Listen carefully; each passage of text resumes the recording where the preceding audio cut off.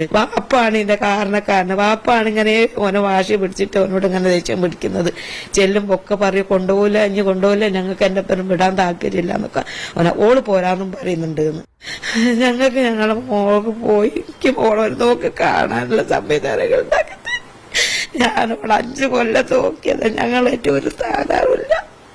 Hello, നമസ്കാരം.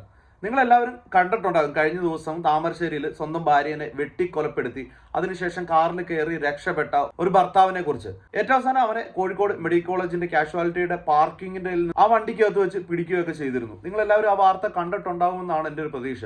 ഞാനിപ്പോ ഇങ്ങനെ ഒരു വീഡിയോയുമായിട്ട് വരാനുള്ള ഒരു കാരണം, ഈ പറയുന്ന യാസർ എന്ന് പറയുന്ന ഈ പെൺകുട്ടിയെ വെട്ടിക്കൊലപ്പെടുത്തിയ ഇവന്റെ ഉമ്മയുമായിട്ട് കഴിഞ്ഞ ദിവസം ഒരു ഇന്റർവ്യൂ, ഉമ്മയോട് കുറച്ച് കാര്യങ്ങൾ പറയുന്നത്, അതിന്റെ ഒരു വീഡിയോ ഞാൻ കാണാനിടയായി. അപ്പൊ അതിനെ കുറിച്ചിട്ടാണ്. അപ്പൊ ആ ഒരു വീഡിയോ കണ്ടതുകൊണ്ടാണ് ഞാനിപ്പോ ഇങ്ങനെ ഒരു വീഡിയോ ചെയ്യാനായിട്ടുള്ള ഒരു കാരണം. ചില സ്ഥലങ്ങൾ ചില സമയത്ത് ഇങ്ങനെ വൈറലായിട്ട് നിൽക്കുന്ന പോലെയാണ്. ചില സമയം ഈ കൊല്ലം എന്നൊക്കെ പറയുമ്പോഴത്തേന് അടി പിടി ബഹളം എന്ന് പറഞ്ഞിട്ട് കേൾക്കുമായിരുന്നു.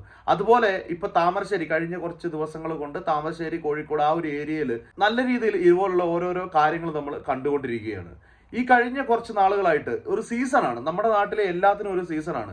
ഇപ്പൊ കള്ളസ്വാമിമാരെ പിടിക്കുമ്പോൾ അത് നിരത്തി പിടിച്ച് ഒരു 3-4 മാസത്തിന് അങ്ങനെയുള്ള കുറെ ആളുകളെ കണ്ടുപിടിക്കും. അതേപോലെ ഒരു മോഷണം നടക്കുകയാണെങ്കിൽ കുറെ നാളത്തെ മോഷണത്തെ കുറിച്ച് മാത്രമേ നമുക്ക് വാർത്തകളും കാര്യങ്ങളും എല്ലായിടത്തും മോഷണവും കാര്യങ്ങളും ആയിരുന്നു. ഇപ്പോ കഞ്ചാവിന്റെ സീസൺ ആയിരുന്നു. ആ കഞ്ചാവിന്റെ സീസൺ എന്ന് വെച്ച് കഴിഞ്ഞാൽ പിടിക്കുന്നിടത്തെല്ലാം കഞ്ചാവ് MDA ഇങ്ങനെ പിടിച്ചുകൊണ്ടേയിരിക്കുകയാണ് നിരന്തരമായിട്ട്. പിന്നെ ഇപ്പൊ വന്നിരിക്കുന്നത് വെട്ടിക്കൊലയാണ്. ഒരു ദിവസം പോലും വെട്ടിക്കൊലയില്ലാത്ത ഒരു വാർത്ത പോലും കേൾക്കാനില്ല.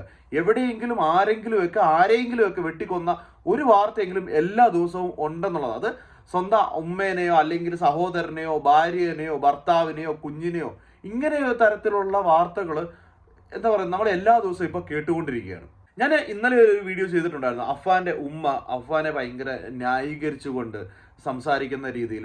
അത് കാണുമ്പോഴത്തന്നെ എന്താ പറയുന്നത്, അമ്മ മനസ്സാണെന്നൊക്കെ പറഞ്ഞിട്ട് കമന്റ് ഇട്ടപ്പോൾ എനിക്കതിനെ ഒരിക്കലും ന്യായീകരിക്കാൻ പറ്റത്തില്ലാത്തത് കൊണ്ട് അവരുടെ ആ ഒരു സ്വഭാവം, കാരണം സ്വന്തം മകനെ വളർത്തിയതിന്റെ പ്രശ്നം കൊണ്ടാണ് എന്ന് എനിക്ക് തോന്നിയത് ഞാൻ പറഞ്ഞിരുന്നു. ഞാൻ ഇന്നലെ അതൊരു വീഡിയോ ചെയ്തിരുന്നു. അപ്പോൾ ഈ ഒരു വീഡിയോ ഞാൻ ഇന്ന് സംസാരിക്കാനുള്ളൊരു കാരണം എന്ന് പറയുന്നത്, ഈ ഷിബില എന്ന് പറയുന്ന ഈ മരിച്ച ഈ ഒരു കുട്ടീനെയും ആ കുട്ടിയുടെ വാപ്പാനെയും അവരുടെ കുടുംബക്കാരെയും എല്ലാം വളരെയധികം കുറ്റം പറഞ്ഞുകൊണ്ട് ഈ കൊലപാതകം ചെയ്ത ഈ യാസർ എന്ന് പറയുന്ന ഈ നാറിയുടെ ഉമ്മ വന്നിട്ട് ഭയങ്കരമായിട്ട് മകനെ വെളുപ്പിച്ച് അങ്ങ് പുണ്യാളനാക്കുന്ന രീതിയിലുള്ള ചില കാര്യങ്ങൾ ഞാൻ ഇതിനകത്ത് കണ്ടു. കാരണം ഏറ്റവും കൂടുതൽ അതിനകത്ത് കുറ്റം പറയുന്നത് മരിച്ച ഈ കുട്ടിയുടെ വാപ്പയെയും അതേപോലെ ഈ മരിച്ച ഈ കുട്ടിയെയുമാണ്. നിങ്ങൾക്കത് കാണുമ്പോൾ, ആ വാർത്ത കാണുമ്പോൾ നിങ്ങൾക്ക് മനസ്സിലാവും. ഇനി ഈ സംഭവം എന്താണെന്ന് നിങ്ങൾക്ക് അറിയാത്ത ആരെങ്കിലും ഉണ്ടെന്നുണ്ടെങ്കിൽ ഞാൻ പറഞ്ഞുതരാം. താമരശ്ശേരിയിൽ യാസറും ഷിബിലയും പ്രണയിച്ച് കല്യാണം കഴിച്ചവരാണ്. ഏകദേശം 5 വർഷത്തോളം അവര് ഒരുമിച്ച് ജീവിക്കുകയാണ്. ഈ പ്രണയിച്ചിരുന്ന സമയത്ത് വീട്ടിൽ അറിഞ്ഞപ്പോൾ, ഷിബിലയുടെ വീട്ടിൽ അറിഞ്ഞപ്പോഴത്തേന് ഈ കല്യാണത്തിന് അവർക്ക് സമ്മതമായത്. കാരണം എന്താ വെച്ച് കഴിഞ്ഞാൽ അവർ ഒരേ സ്ഥലത്ത് തന്നെ താമസിക്കുന്ന ആളുകളാണ്. അതുകൊണ്ട് തന്നെ ഈ പെൺകുട്ടിയുടെ വീട്ടുകാർക്ക് ഈ ചെറുക്കനെ കുറിച്ച് വളരെ നന്നായിട്ട് അറിയാം. അവൻ അടിപിടി കേസുകൾ, അതുപോലെ തന്നെ ഈ പറയുന്ന കഞ്ചാവ്, മയക്കുമരുന്ന് പോലെയുള്ള കാര്യങ്ങൾക്കെല്ലാം അഡിക്റ്റ് ആയിട്ടുള്ള ഒരു തല്ലിപ്പൊളി ജീവിതം നയിക്കുന്ന ഒരു ചെറുക്കനായിരുന്നു ഈ യാസർ എന്ന് പറയുന്നത്. ഈ അടുത്ത ദിവസം തന്നെ നിങ്ങൾ വാർത്തയിൽ കണ്ടിട്ടുണ്ടാവും, കഴിഞ്ഞ ദിവസം ഉമ്മേനെ വെട്ടിക്കൊന്ന ആ അവനും ഈ പറയുന്ന യാസറും കൂട്ടുകാരായിരുന്നു എന്നൊക്കെ പറഞ്ഞുകൊണ്ട് ഒരു വാർത്ത വന്നിട്ടുണ്ടായിരുന്നു. എന്തായാലും ഇന്നും ഇന്നലെയുമല്ല ഈ പറയുന്ന യാസർ മയക്കുമരുന്ന് ഉപയോഗവും അതിന്റെ കൈകാര്യങ്ങളും ചെയ്തുകൊണ്ടിരിക്കുന്നത്. അതുകൊണ്ട് തന്നെ അവരുടെ വീട്ടുകാർ, ഒരു സാധാരണ നമ്മളെല്ലാവർക്കും ചിന്തിച്ചാൽ മനസ്സിലായി, ഇങ്ങനെയുള്ള ഒരു പയ്യന് സ്വന്തം കുട്ടീനെ കല്യാണം കഴിപ്പിച്ച് കൊടുക്കാനായിട്ട് ഒരു തരത്തിലും ഒരു പേരൻസും അംഗീകരിക്കത്തില്ല. പക്ഷെ എന്തുകൊണ്ടാ നമ്മുടെ ഈ പെൺകുട്ടികളുടെ മനസ്സ് എങ്ങനെയാണ് ഇങ്ങനെയൊക്കെ ചിന്തിക്കുന്നതെന്ന് എനിക്ക് മനസ്സിലായില്ല. എന്തായാലും ആ പെൺകുട്ടി നിർബന്ധം പിടിച്ചുകൊണ്ട് യാസർ എന്ന് പറയുന്ന ഈ തല്ലിപ്പൊളി ജീവിതം നയിക്കുന്ന ഈ പയ്യനെ മതി, അവനല്ലാതെ വേറൊരു ജീവിതം എനിക്ക് വേണ്ട എന്ന് ഒറ്റക്കാലിൽ നിന്ന് ശപഥമെടുത്ത് പ്രശ്നങ്ങൾ ഉണ്ടാക്കി കഴിഞ്ഞതിന് ശേഷം ഈ യാസറിന്റെ വീട്ടുകാർ ഈ പെൺകുട്ടീനെ അംഗീകരിക്കുകയും അവര് ഒരുമിച്ച് യാസറിന്റെ വീട്ടിൽ വന്ന് താമസം തുടങ്ങുകയാണ് ചെയ്തത്. ഇതിന്റെ കേസിൽ സ്വന്തം വാപ്പാനെ കോടതി വരെ കയറ്റിയ ആളാണ് ഈ മരിച്ചുപോയ ഷിബ്ലി എന്ന് പറയുന്ന ഈ പെൺകുട്ടി. അങ്ങനെ ഈ ഒരു ബന്ധത്തിൽ ഒരു തരത്തിലും ഇവര് അംഗീകരിക്കാത്ത ഒരു കുടുംബമായിരുന്നു ഷിബിലയുടെ കുടുംബം എന്ന് പറയുന്നത്. അങ്ങനെ യാസറിന്റെ കുടുംബത്തിൽ ഇവര് ഏകദേശം 5 വർഷമായി ഇവര് ഒരുമിച്ച് ജീവിക്കുകയാണ്. അവർക്ക് ഒരു കുഞ്ഞു കുട്ടിയുണ്ട്, ഒരു 3 വയസ്സുള്ള ഒരു കുട്ടിയുണ്ട്. ഇപ്പൊ അവര് ഈ അടുത്ത കുറച്ച് നാളുകൾക്ക് മുമ്പ് ഇവര് സ്വന്തമായിട്ട് ഒരു വാടക വീടെടുത്ത് അങ്ങോട്ട് മാറുകയും ഈ ഒറ്റയ്ക്ക് താമസമായി തുടങ്ങിയതിനു ശേഷം ഈ പറയുന്ന യാസർ നിരന്തരം മദ്യപിച്ച് വീട്ടിൽ വന്ന് പ്രശ്നങ്ങൾ ഉണ്ടാക്കുക, അടിയുണ്ടാക്കുക, ഇങ്ങനത്തെ കുറെ പ്രശ്നങ്ങൾ ഇവർ തമ്മിൽ ഉണ്ടാകുന്നുണ്ടായിരുന്നു. പക്ഷേ ഇതെല്ലാം സഹിച്ചുകൊണ്ട് ഈ ഷിബില എന്ന് പറയുന്ന ഈ പെൺകുട്ടി ജീവിക്കുക. കാരണം അറിയാമല്ലോ, പ്രണയിച്ച് ഇറങ്ങിപ്പോയതാണ്. സ്വന്തം വാപ്പേനെ പോലും ഈ ഒരു കേസിന്റെ പുറത്ത് കോടതി കയറ്റിയ ആ ഒരാളാണ് ഈ പറയുന്ന ഷിബില എന്ന് പറയുന്ന ഈ ഒരു പെൺകുട്ടി. അതുകൊണ്ട് തന്നെ എല്ലാം സഹിച്ച് ക്ഷമിച്ച് ആ വീട്ടിൽ തന്നെ നിൽക്കുകയായിരുന്നു. പക്ഷെ ഒട്ടും സഹിക്കാൻ പറ്റാതെ വരുന്ന സമയത്ത് ഒരു ദിവസം ഈ ഷിബില എന്ന് പറയുന്ന പെൺകുട്ടി സ്വന്തം കുഞ്ഞിനെയും എടുത്തുകൊണ്ട് ഈ പെൺകുട്ടി സ്വന്തം വീട്ടിലേക്ക് തിരിച്ചുപോയി. അതിനുശേഷം യാസറിന്റെ ഉമ്മയും ഷിബിലയുടെ മാതാപിതാക്കളും എല്ലാം സംസാരം നടന്നെങ്കിലും പെൺകുട്ടി തിരിച്ചു പോകാനായിട്ട് തയ്യാറായില്ല. ഈ ഒരു സമയത്താണ് യാസർ എന്ന് പറയുന്ന ഇവൻ ഈ പെൺകുട്ടിയുടെ വസ്ത്രങ്ങളും കാര്യങ്ങളും എല്ലാം കൂടെ എടുത്ത് തീ കത്തിക്കുകയും അത് വാട്സപ്പ് സ്റ്റാറ്റസ് ആയിട്ട് ഇടുകയും എല്ലാം കൂടെ ചെയ്തു. അപ്പോൾ ഇവരുടെ ഈ സ്കൂൾ സർട്ടിഫിക്കറ്റ്, പഠിച്ചതിന്റെ സർട്ടിഫിക്കറ്റ് എല്ലാം തന്നെ ഈ ഷിബിലയുടെ യാസറിന്റെ അടുത്താണ്. അപ്പൊ അത് ചോദിച്ചതിന്റെ പേരിലാണ് ഈ പറയുന്ന യാസർ തുണിയും ഇതുപോലെ സർട്ടിഫിക്കറ്റും കാര്യങ്ങളും എല്ലാം എടുത്ത് തീയിട്ട് കത്തിക്കുകയാണ് ചെയ്തത്. അങ്ങനെ ഷിബിലയും പേരൻസും എല്ലാം കൂടെ ചേർന്ന് ഒരു താമരശ്ശേരി പോലീസ് സ്റ്റേഷനിൽ ഒരു കേസ് കൊടുത്തു. ഇതിൽ ശരിക്കും പറഞ്ഞു കഴിഞ്ഞാൽ പോലീസുകാര് നിർവികാര ജീവികളായിരുന്നു എന്ന് വേണമെങ്കിൽ പറയാം. അവർ ഈ ഒരു കേസ് കൊടുത്തതിന് ശേഷം ഒരു തരത്തിലുള്ള ആക്ഷനും ഇതിന്റെ പുറത്ത് എടുത്തിട്ടില്ല എന്നുള്ളതാണ്. അന്ന് അവർ ഇതിന് ഒരു ആക്ഷൻ എടുത്തിരുന്നുണ്ടെങ്കിൽ ചിലപ്പോൾ ഇന്ന് ഷിബില എന്ന് പറയുന്ന ഒരു പെൺകുട്ടി ജീവനോടെ ഉണ്ടായിരുന്നേനെ. അന്ന് അവർ ഇതിനെതിരെ ഒരു തരത്തിലുള്ള ആക്ഷനും എടുത്തില്ല എന്നുള്ളതാണ് സത്യം. ഈ പോലീസ് കേസ് കൊടുത്തപ്പോഴും ഇവരുടെ ഒരു ആഗ്രഹം എന്ന് പറയുന്നത് ഇവർ തമ്മിലുള്ള ബന്ധം വേർപെടുത്തിക്കണം എന്നുള്ളൊരു ആഗ്രഹത്തിന് പുറത്താണ് പോലീസ് കേസ് പോലും കൊടുത്തത്. അങ്ങനെയിരിക്കെയാണ് മഹല്ല് കമ്മിറ്റി എല്ലാവരും കൂടെ ചേർന്നിട്ട് ഇവർ തമ്മിലുള്ള ഈ ഒരു വിവാഹ മോചനത്തിന് വേണ്ടി മുൻകൈ എടുക്കുന്നത്. അങ്ങനെ ഒരുവിധം പ്രശ്നങ്ങളൊന്നും ഇല്ലാതെ തന്നെ ഈ സ്വന്തം വീട്ടിൽ ജീവിച്ചു വരുന്ന ഒരു സമയത്താണ് ഈ യാസർ ഈ SLC ബുക്ക് തിരിച്ചു നൽകാൻ എന്ന പേരിൽ ഈ വീട്ടിലേക്ക് തിരിച്ചു കയറി വരുന്നത്. ഈ SLC ബുക്ക് കൊടുത്തതിന് ശേഷം വൈകുന്നേരം വീണ്ടും വരാമെന്ന് പറഞ്ഞുകൊണ്ട് അവിടെ നിന്ന് പോകുന്ന യാസർ വൈകുന്നേരം പുതിയ ഒരു കത്തിയുമായിട്ടാണ് ഈ വീട്ടിലേക്ക് തിരിച്ചു കയറി വരുന്നത്. ഇത് പുതിയ കത്തി കണ്ടത് എങ്ങനെയാണെന്ന് വെച്ച് കഴിഞ്ഞാൽ പുതിയൊരു കത്തിയുമായിട്ട് വീട്ടിലേക്ക് വൈകുന്നേരം തിരിച്ചു കയറി വന്ന യാസർ നേരെ ചെയ്തത് ഷിബിലയുടെ കഴുത്തിന് വെട്ടുകയാണ് ചെയ്തത്. ഈ വെട്ടുകൊണ്ട് താഴെ വീണ ഷിബിലയുടെ ശരീരത്തിൽ അയാളുടെ ദേഷ്യം മുഴുവൻ കാണിച്ചു എന്നുള്ളതാണ്. വെട്ടിയും കുത്തിയും. ഈ ശബ്ദം കേട്ടുകൊണ്ട് അയൽവക്കത്ത് നിന്നിട്ടുള്ള ആള് ഓടി വന്നപ്പോഴാണ് ഈ പുതിയൊരു കത്തിയുമായിട്ട് നിൽക്കുന്ന ഷിബിലിനെ കാണുന്നത്. അയാൾ പറയുന്നതനുസരിച്ച് തിളങ്ങുന്ന ഒരു പുതിയ കത്തിയാണ് ഈ യാസറിന്റെ കയ്യിലുണ്ടായിരുന്നത്. ഈ കത്തി വീശി ഇയാളെ പേടിപ്പിച്ചതിന് ശേഷമാണ് ആ കാർ എടുത്തുകൊണ്ട് അവിടെ നിന്ന് രക്ഷപ്പെടുന്നത്. ഇവിടെ നിന്ന് രക്ഷപ്പെട്ട യാസറിനെയാണ് പോലീസുകാർ കോഴിക്കോട് മെഡിക്കൽ കോളേജിന്റെ പരിസരത്ത് നിന്നിട്ട് അറസ്റ്റ് ചെയ്യുന്നത്. ഈ ഒരു സംഭവത്തിൽ ഷിബിലയുടെ മാതാപിതാക്കൾക്കും വെട്ടേറ്റിരുന്നു. അവരിപ്പോ കോഴിക്കോട് മെഡിക്കൽ കോളേജിൽ ചികിത്സയിൽ കഴിയുകയാണ്. ഷിബിലയുടെ പിതാവിന് കുറച്ച് സീരിയസ് ആയിട്ടുള്ള അപകടങ്ങൾ സംഭവിച്ചിട്ടുണ്ടെന്നാണ് അറിയാൻ കഴിഞ്ഞത്. ഇതുകൊണ്ടാണ് ഞാൻ പറഞ്ഞത് ഇവർ ഈ കേസ് ഈ യാസറിനെതിരെ ഷിബിലയുടെ മാതാപിതാക്കളും കേസ് കൊടുത്തിരുന്നപ്പോ പോലീസുകാർ കുറച്ച് ഊർജ്ജസ്വലതയോടുകൂടി ഈ ഒരു കേസിന് കുറച്ച് ഗൗരവം കൊടുത്തിരുന്നുണ്ടെങ്കിൽ ചിലപ്പോ ഇങ്ങനെ ഒരു അപകടം തന്നെ സംഭവിക്കാതിരുന്നേനെ. അപ്പൊ ഇങ്ങനെയാണ് സംഭവങ്ങൾ നടന്നത്. ഇനി എന്തായാലും ഞാനിപ്പോ ആദ്യം കാണിച്ച ആ ഒരു വീഡിയോയുടെ മുഴുവനായിട്ടുള്ള ഭാഗം നിങ്ങളിലേക്ക് എത്തിക്കാം. ഈ യാസറിന്റെ ഉമ്മ കഴിഞ്ഞ ദിവസം കൊടുത്ത ഒരു ഇന്റർവ്യൂ ആണ്. അതിനകത്ത് അവർ പറയുന്ന കാര്യങ്ങൾ നിങ്ങളൊന്ന് കേട്ടു നോക്കിയതിനു ശേഷം നമുക്ക് ബാക്കി കാര്യങ്ങൾ സംസാരിക്കാം. ഇപ്പൊ അടുത്ത് ഒരു 5-6 ദിവസം ഒരു മാസം മുന്നേ ഒരു രണ്ടാളെന്തോ ഇതിന് വഴക്കുണ്ടായി എന്ന് പറഞ്ഞു. അപ്പൊ ഞാൻ ഉച്ചക്ക് 1:30-2 മണിയായപ്പോ ഞാൻ മോളെ എപ്പം വിളിച്ചുകൊണ്ടിരിക്കുന്നു. മോളെ വിളിച്ചപ്പോ ചോറുണ്ടോന്ന് ചോദിച്ചപ്പോ മോള് പറഞ്ഞു ഉപ്പ ചോറ് കളഞ്ഞു എന്ന് പറഞ്ഞു. അപ്പൊ ഞാൻ ചോദിച്ചാൽ എന്താ ചോറ് കളഞ്ഞു ഉപ്പ എന്നിട്ട് ഉമ്മ എടുത്തു. അപ്പോൾ എന്നെ വിളിച്ചിട്ട് ഉമ്മ ചോറൊക്കെ കളഞ്ഞ് പിന്നെ എന്നെ തല്ലുകയും ചെയ്തെന്ന്. ഞാൻ ചോദിച്ചാൽ അങ്ങനെ ഒരു ഓട്ടോ വിളിച്ചു ഓന് എന്നെയും ഓളെയും അതിൽ കയറ്റി ഓൻ പുറകിലും പോന്ന് നമ്മളെ വീട്ടിലേക്ക് വന്ന് ഓളപ്പനെ വിളിച്ചിട്ട് നിങ്ങൾ ഇങ്ങോട്ട് വരി, ഇവളെന്ത് ചോദിച്ചിട്ടും ഭർത്താനും പറയുന്നില്ല, എന്താണോ ഓളെ പ്രശ്നമൊന്നും എനിക്കറിയില്ല, നിങ്ങൾ എന്നെ ഞാൻ ഓളെന്തോ ചെയ്യുന്നുണ്ടോ നിങ്ങൾ ഓളെ മുന്നിൽ ചോദിക്കും നിങ്ങൾ വരിയെന്നാണ്. അപ്പോൾ ഓളെ ഉമ്മയും ഇപ്പയും വന്ന് കടയും പൂട്ടി വന്ന് പോലും ഞങ്ങളൊക്കെ അവളെ എത്തിയിട്ട് ഞങ്ങൾ 2 കൂട്ടരും ചോദിച്ച് ഓൻ എന്തോ എന്നെ ഇല്ല ഒന്നും ചെയ്യുന്നില്ല. പിന്നെ എനിക്ക് ദേഷ്യം പിടിച്ചിട്ട് എന്റെ തച്ച എനിക്ക് ദേഷ്യം പിടിച്ചിട്ടാ ഞാൻ നിങ്ങളെപ്പോഴും പോരാ. ഈ ഉമ്മ പറയുന്ന ആ ഒരു കാര്യങ്ങൾ നിങ്ങൾ കേട്ടല്ലോ അല്ലേ? വളരെ സിമ്പിൾ ആയിട്ട് ഈ പറയുന്ന ഒരു സംഭവത്തെ വളരെ സിമ്പിളായിട്ട് ഈ മരണവും നടന്ന് മകനെ അറസ്റ്റും ചെയ്തതിന് ശേഷമാണ് ഇവർ സംസാരിക്കുന്നതെന്ന് നിങ്ങൾ ഓർക്കണം. കണ്ട ലഹരി എല്ലാം അടിച്ചു കയറ്റി വന്ന് വീട്ടിൽ വന്നിട്ട് വീട്ടിൽ ഉണ്ടാക്കി വെച്ചിരുന്ന ചോറടക്കം എടുത്ത് പറമ്പി വലിച്ചെറിഞ്ഞതിന് ശേഷം ഒരു 3 വയസ്സുള്ള കുട്ടിയും കൂടെ ആ വീട്ടിലുണ്ടെന്ന് ഇറക്കണം. ആ കുട്ടിയുടെ മുന്നിൽ വെച്ചിട്ടാണ് സ്വന്തം ഉമ്മേനായിട്ട് തല്ലുന്നത്. ആ തല്ലൊക്കെ കൊണ്ടതിന് ശേഷമാണ് ഈ പറയുന്ന ന്യായീകരണം ഈ യാസറിനെ കുറിച്ച് ഈ ഉമ്മ നടത്തുന്നത്. ഒന്ന് ആലോചിക്കുക, എന്തുമാത്രം സിമ്പിൾ ആയിട്ടാണ് അവരവരുടെ ആ മകന്റെ ചെയ്തികളെ ന്യായീകരിക്കുന്നത് നിങ്ങളൊന്ന് കണ്ടു നോക്കിയേ. ഞങ്ങളെപ്പോഴും പോരണ്ട ഞങ്ങളോട് പറയാണ്ട് ഇറങ്ങി പോകുന്ന എന്നെ കൂട്ടാൻ വന്നല്ലേ ഞങ്ങളെന്ന് പറഞ്ഞു പോലും ഇപ്പം ഉമ്മയും പറഞ്ഞു.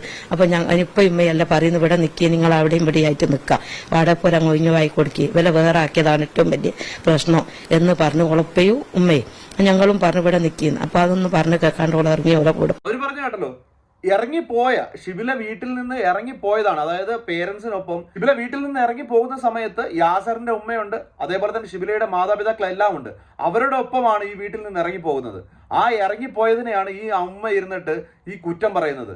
അതായത് സ്വന്തം മകൻ സ്വന്തം പേരക്കുഞ്ഞിനെ വരെ തല്ലുകയും ഉപദ്രവിക്കുകയും ചെയ്യുന്ന ആ മകനെ ന്യായീകരിച്ചുകൊണ്ട് പറയുന്നതാണ്. ഈ തല്ലെല്ലാം കൊണ്ടുകൊണ്ട് ഷിബിലി എന്തുകൊണ്ട് വീട്ടിൽ നിന്നില്ല, എന്തിനാണ് ഇറങ്ങിപ്പോയതെന്നാണ് ചോദിക്കുന്നത്. അത്രയധികം ഉപദ്രവം സഹിച്ചുകൊണ്ട് ആ വീട്ടിൽ നിന്നിട്ട് അന്ന് അവിടെ നിന്ന് ഇറങ്ങിപ്പോകാതെ അവിടെ നിന്നുകൊണ്ട് ഇടിയും തൊഴിയും കൊള്ളണം എന്നായിരുന്നു ഈ ഉമ്മ ഈ പറഞ്ഞുകൊണ്ടിരിക്കുന്നത്. ഉപ്പയെയും ഉമ്മയെയും വിളിച്ചു വരുത്തി അവരുടെ മുന്നിൽ നിന്ന് സംസാരിച്ചതിന് ശേഷമാണ് അവിടെ നിന്ന് ഇറങ്ങിപ്പോയത്. ബാക്കി നമുക്ക് കണ്ടു നോക്കാം. ഓലെ വീട്ടിന്റെ അടുത്തുള്ള രണ്ടു പേർക്ക് തമ്പിച്ചേട്ടനും ഒരു മുനീറും എന്ന് പറഞ്ഞ ആളും പിന്നെ ഇവന്റെ കൂട്ടുകാരൻ രണ്ടാളും ഇവരും കൂടി വീട്ടിൽ വന്ന് മോളെ എടുത്ത് ഓളെ ടെൻഷനും കാര്യമൊക്കെ മാറിയിട്ട് പോയിട്ട് കുറച്ച് ദിവസം അവിടെ നിന്നോട്ടെ എന്നാണ് പോയി ഓല് 4 ആളെ മുഖാന്തര വേള കൊണ്ടുപോയതാ. പോയി 2 ദിവസം കഴിഞ്ഞിട്ട് കൊണ്ടുപോയി ടെൻഷൻ മാറിയിട്ട് കൊണ്ടുവെക്കാന്നാണ് പോയി. പിറ്റേന്നൊക്കെ എന്നെ വിളിക്കുകയും ചെയ്ത് മോളും ഓളെ പുതിയ ഡ്രസ്സ് ഞാൻ എടുത്തു കൊടുത്ത് മോളത്. അപ്പൊ അതൊന്നും വേണ്ട അങ്ങോട്ട് വരികയല്ലേ പിന്നെ അത് ഇവിടെ നിന്നോട്ടെ എന്നാണ് പയത് മാത്രം വാങ്ങി ഞാൻ ഓലെ കൂടെ പോയി മോളെയും കൊണ്ട്. പിന്നെ അങ്ങോട്ടും ഇങ്ങോട്ടും ഒക്കെ വിളിക്കുകയും പറയുകയൊക്കെ ചെയ്യുമ്പോൾ ഞാൻ പറഞ്ഞു ഇനി വാശി ഓനോട് പിടിക്കല്ലെങ്കിൽ വാശി പിടിക്കാണ്ട് ഇങ്ങ് പോരി, കുറച്ച് ദിവസം നിന്നിട്ട് ഇങ്ങ് പോരി എന്ന് പറഞ്ഞു ഞാൻ പോയി. നിങ്ങൾ ആലോചിക്കുക, ഈ സ്ത്രീ ഈ പറയുന്നത് എന്തുമാത്രം കൊള്ളരുതാഴികയാണെന്നൊന്ന് ആലോചിച്ച് നോക്കുക. ഞാൻ ഈ അഫ്വാന്റെ കാര്യം പറഞ്ഞപ്പോഴത്തേന് ആ ഉമ്മേനെ കുറ്റം പറയാനുള്ള ഒരു കാരണം, ആ മകനെ നല്ല രീതിയിൽ വളർത്താത്തതിന് ഏറ്റവും വലിയൊരു കാരണം ആ ഉമ്മയാണ് എന്ന് എനിക്ക് തോന്നിയത് കൊണ്ടാണ്. അതേപോലെ തന്നെയാണ് ഈ ഒരു സ്ത്രീനെ കുറിച്ച് എനിക്ക് പറയാനുള്ളത്. സ്വന്തം മകൻ കഞ്ചാവും ലഹരി പദാർത്ഥങ്ങളും ഇതുപോലെ ഉപയോഗിച്ചുകൊണ്ട് കെട്ടിക്കൊണ്ട് വന്ന ഒരു പെണ്ണിനെ ഇട്ട് ഉപദ്രവിക്കുകയും ഇതുപോലെ ഇത്രയധികം മോശം ജീവിത സാഹചര്യത്തിലുള്ള ആ പെൺകുട്ടി പോയിട്ട് ഇന്നും ആ പെൺകുട്ടിയെ കുറ്റം പറയാണ്. നല്ല ചൂറെടുത്ത് അവനെ ചന്തയടിച്ച് പൊട്ടി അവനെ വീട്ടിൽ നിന്ന് ഇറക്കി വിടേണ്ട സമയം കഴിഞ്ഞതാണ്. അവനെ ശാസിക്കുകയും അവനെ വഴക്ക് പറയുകയും ഒന്നും ചെയ്യാതെ അവനെ തോന്നിവാസത്തിന് ജീവിക്കാൻ വിട്ടിട്ട് ആ ഒരു പെൺകുട്ടിയുടെ കൂടെ ജീവിതം നശിക്കുന്നത് കണ്ട് സന്തോഷിക്കുകയാണ് ഈ തള്ള ചെയ്യുന്നത്. നിങ്ങൾ ആലോചിച്ച്, എന്നിട്ട് ആ മരിച്ച മണ്ണോട് മണ്ണാകാൻ പോകുന്ന ആ പെൺകുട്ടിയെ കുറിച്ചിട്ടാണ് വീണ്ടും വീണ്ടും കുറ്റം പറഞ്ഞുകൊണ്ടിരിക്കുന്നത്. സ്വന്തം മകൻ പുണ്യാളൻ, ഈ പറയുന്ന ലഹരിയെല്ലാം ഉപയോഗിക്കുന്ന മകൻ പുണ്യാളൻ, അവനെ നിങ്ങൾ ഒരു തരത്തിൽ ശാസിക്കുന്നില്ല. അവർ പറയുന്ന കാര്യങ്ങളൊന്നും ഒരു കുഴപ്പമില്ല നിങ്ങൾക്ക്. ഈ പെൺകുട്ടി ആ വീട്ടിൽ നിന്ന് ഈ തല്ലുകൊണ്ട് ഇറങ്ങിപ്പോയതാണ് പ്രശ്നം. നിങ്ങൾക്ക് എന്തൊരു മാന്യതയില്ലാത്ത വർത്തമാനമാണ്. പിന്നെ 3-4 ദിവസം കഴിഞ്ഞാൽ ഓനവിടെ പോയി ഇങ്ങനെ ചായയും ചോറൊക്കെ കുടിച്ചിരിക്കുന്ന പോലെയായിട്ട് സംസാരിച്ചിരിക്കുന്നു. പോരാന്ന് പറഞ്ഞിരിക്കുന്നു. ഞായറാഴ്ച ഒരു കുറ്റൂസം ഉണ്ട് ഓല ബന്ധത്തിലേടോ, അതിന് ഡ്രസ്സ് എടുത്ത് കൊടുക്കണമെന്ന് പറഞ്ഞിരിക്കുന്നു പറഞ്ഞ ഇവിടെ വന്ന് അവനോൻ പോയിട്ട് ഓല കോട്ടേഴ്സിൽ ആടല്ലേ താമസിക്കുന്നത്. അവിടെ പോയിട്ട് ഡ്രസ്സ് എടുത്ത് മോളതും ഓളതും പുതിയതും ഒരു ചെരുപ്പ് ഒരു കൂട്ടം എടുത്തുകൊണ്ട് കൊടുത്ത് ഞായറാഴ്ച കഴിഞ്ഞ് കുറ്റൂസം കഴിഞ്ഞ് തിങ്കളാഴ്ച പോരാന്ന് പറഞ്ഞു. അപ്പൊ തിങ്കളാഴ്ച വന്ന് ചെന്നപ്പം ബാപ്പ ഓളെ പോരാൻ പോന്നപ്പം ബാപ്പ പറഞ്ഞ പോലെ പിന്നെ ഓന്റെ കൂടെ ഇപ്പൊ പോവുകയാണെങ്കിൽ പിന്നെ ഇങ്ങോട്ട് വരരുതെന്ന്. അപ്പൊ ഒക്കെ പേടിയായോല്ലേ. അപ്പൊ ഓൻ പറഞ്ഞ പോലെ നിങ്ങൾ ഇങ്ങനെ പറഞ്ഞിട്ടാണല്ലോ ഓൾ അങ്ങനെ പറയും. ഓള് പോരാന്ന് പറയും നിങ്ങൾ എന്തിനാ തടസ്സം ചെയ്യുന്നത്, ഞാൻ ഓളിക്കുമായിട്ടല്ലേ ഞങ്ങൾ ഇറങ്ങിപ്പോകുന്നത്, പിന്നെ അത് എന്തിനാ നിങ്ങൾ അങ്ങനെ തടസ്സം ചെയ്യുന്നതെന്ന് പറഞ്ഞ പോലെ. അപ്പൊ ഓക്ക് അങ്ങനെ പോരാൻ പറ്റായിട്ട് ഓള് പോരുന്നില്ല എന്നാണ് ഓൻ വന്ന് ഇവിടെ വന്ന് എൻ്റെ അടുത്ത് വന്ന് അവിടെ വന്ന് കിടന്ന് കരഞ്ഞിട്ട് പറഞ്ഞ് പാപ്പ ഇങ്ങനെ പറഞ്ഞിട്ടാണ് ഓളോട് പറഞ്ഞു. ഞാൻ ഓളെ കയ്യും കാലും പിടിച്ചിട്ട് മാപ്പ് പറഞ്ഞിട്ട് എന്റെ ഭാഗത്ത് നിന്ന് ഇനി ഒന്നും ഉണ്ടാവില്ല എന്ന് പറഞ്ഞു. അത്രയും ഇവിടുന്ന് നമ്മൾ പറഞ്ഞു ആടുന്ന് പറഞ്ഞിട്ട് ഓള് പോരാൻ തയ്യാറുള്ള ഓനെന്തിനെങ്ങനെ നിർത്തുന്നു. എന്റെ മോളെ വിചാരിച്ചിട്ട് ഓന് വിടരുത്, ഓന് കാലാകാലം ഓളെ പോറ്റാനാവോ, എന്തിനാ ഓൻ അങ്ങനെ ചെയ്യുന്നതെന്ന്. വാപ്പാണ് ഇതിന്റെ കാരണക്കാരൻ. വാപ്പാണ് ഇങ്ങനെ ഓനെ വാശി പിടിച്ചിട്ട് ഓനോട് ഇങ്ങനെ ദേഷ്യം പിടിക്കുന്നത്. ചെല്ലും ഒക്കെ പറയും കൊണ്ടുപോകില്ല ഞങ്ങൾക്ക് എന്റെ പേരും വിടാൻ താല്പര്യമില്ല എന്നൊക്കെ ഓള് പോരാന്നും പറയുന്നു. ഇത്രയും നേരം പറഞ്ഞുകൊണ്ടിരുന്ന ഷിബില ചെയ്ത തെറ്റുകളെ കുറിച്ചിട്ടാണ്. ഇപ്പൊ ഈ പറഞ്ഞത് ഷിബിലയുടെ പേരൻസിനെ കുറിച്ചിട്ടാണ്. അതായത് യാസർ ചെന്ന് വിളിച്ചപ്പോ ഈ പെൺകുട്ടിയെ വിടത്തില്ല എന്ന് ഈ പറഞ്ഞ ഷിബിലയുടെ പേരൻസ് പറഞ്ഞു എന്നാണ് പറയുന്നത്. ഷിബില പോകാനായിട്ട് തയ്യാറായിരുന്നു എന്ന്. ഒരു പേരന്റ് എന്ന രീതിയിൽ എനിക്ക് 2 പെൺമക്കളുള്ളതാണ്.